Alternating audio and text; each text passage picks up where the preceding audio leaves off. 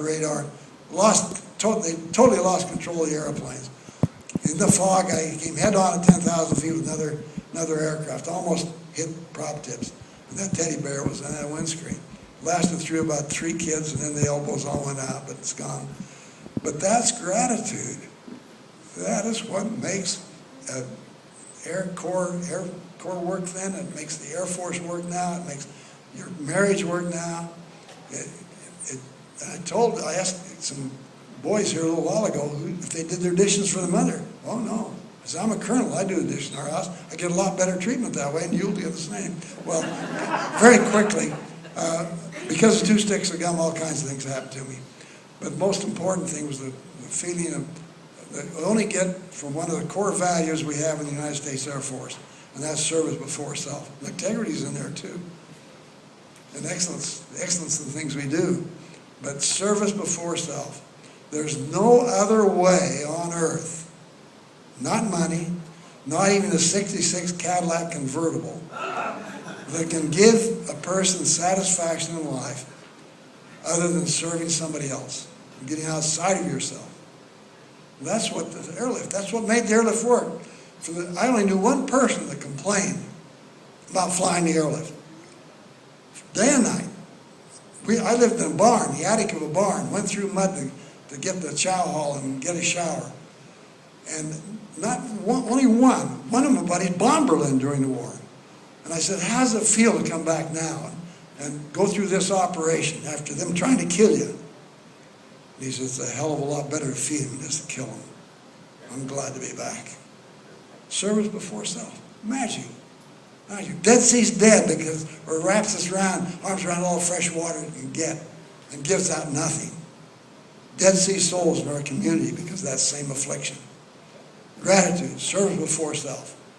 That's why the military can work on substandard pay and still say, hey, I'm ready to go. I'm out there to help somebody. The Air Mobility Command dispatches today an airplane somewhere around the world every 90 seconds with a symbol of hope, the American flag on the tail of that plane, for people in trouble, either our troops or people for a tsunami or earthquake. It's there somewhere around the world. 90 seconds, one's taken off on that kind of a mission. Well, for that 2 sticks of gum, went back to the commander for 4 years at Tempelhof, 1970-74. The people that ever caught a parachute wanted us to come to dinner. We'd eaten free for those 4 years. We couldn't. Every night we were out in the city as a requirement. We were the security blanket. Tension high during that time. And we were out there. So we couldn't accept them. Open house once a year. 250, 300,000 people once a year would come on the airbase, meet them on the ramp. But one letter kept coming. It said, please come. We got some kids your same age. Put it off for 2 years. 1972, we said, we'll cancel something this Wednesday night for a chicken dinner. Went out to an old apartment house in the runway, rang the clinger, down came a woman and her husband and 2 kids, the same age as my boys, asked us upstairs without introduction. She went to the china cabinet, opened it up, pulled out a letter and handed it to me, dated November 1948, this is 1972. It said, dear Mercedes, I can't find your chickens. I hope this is okay. I'm Mercedes. Step over here 5 steps and I'll show you the way the chickens work. Well, this December, July, I stayed in her house for the 35th time, myself or a family, since 1972. We had all kind of operations going, student interchange from Utah to Berlin for 2 sticks of gum. The little decisions, young people, this is on the exam too. The little decisions in your life put your footsteps on the path that take to where you end up. If you give up your values to please somebody else, your footsteps are going to go somewhere where your values don't lead you. That's not so good. So remember the little decision, what 2 sticks of gum. The only reason I'm here, gratitude to the kids, and 2 sticks of very quickly then, we went back, we flew the airplane back, when we flew back, I told you before, the Berliners came through, everyone that had been there during the blockade, moist eyes, shaking their hands, thanks for our freedom. But one 60-year-old man stood back a bit, and when it cleared, he came up, could hardly speak, but he spoke excellent English. 50 years ago, he said, I was a boy going to school in the Brit section. The clouds were very low. I could hear the airplanes. I knew you had radar. Suddenly, out of the cloud, came a parachute with a fresh Hershey candy bar and landed right at my feet. I was astounded, he said. He said, I knew it was happening. Didn't think it happened to me.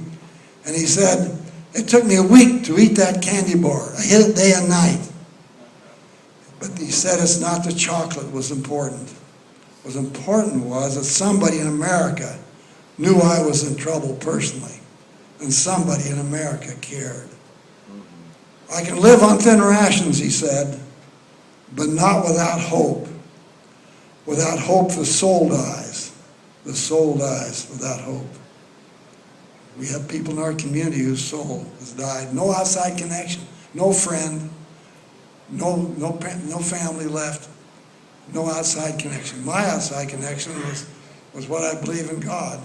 And then when my wonderful wife of 50 years suddenly died of a heart attack before our big celebration, I felt like those kids in Berlin in a blockade, and that one connection was a belief system.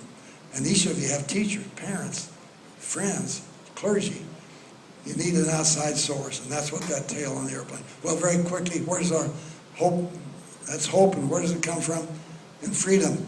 It comes in the Constitution. Sam Adams was a debater at that time. But when we wanted our freedom from England, and to split right down through here, and these were the people here that wanted to stay with the king system, and these for freedom. Sam Adams looked at the people who wanted to stay with the king and said, if you love wealth greater than liberty, the tranquility of servitude more than the animated contest of freedom, go home from us in peace. We seek not your counsel nor your arms. Stoop down and lick the hands of he that feeds you. And may your posterity forget that ye were ever our countrymen. The unknown of freedom, what it would take. They pledged their honor, their lives, their wealth, whatever, for the cause of freedom. Right now, those patriots since that time, the Nathan Hales and the Patrick Henrys, and those who have given their lives since that time of our freedom. And right now, at this very time, they are the ones that have given us water from wells we haven't dug, and we warm ourselves by fires we haven't built. Skies are clear of the enemy contrails of enemy aircraft, our harbors harbor family ships, and our fields rolling greater unmarked by tank treads of enemy tanks because of patriots. And right at this moment, this very moment, in harm's way, are the patriots of today, and in this room, the young people, patriots of tomorrow, on whom the future of our country rests, and those in uniform and those in civilian life who support us, support the military in maintaining our freedom. It doesn't come free. God bless those in harm's way and for our cause. Friends, family, both military and civilian. And God bless the United States of America. Thanks for coming today, and God bless you.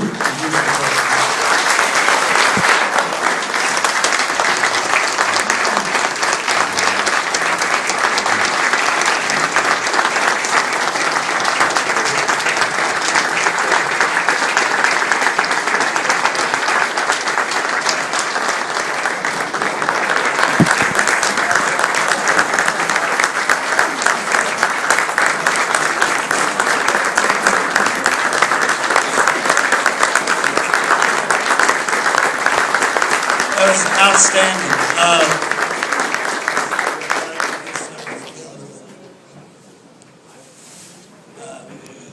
We have some T-shirts and other incidentals.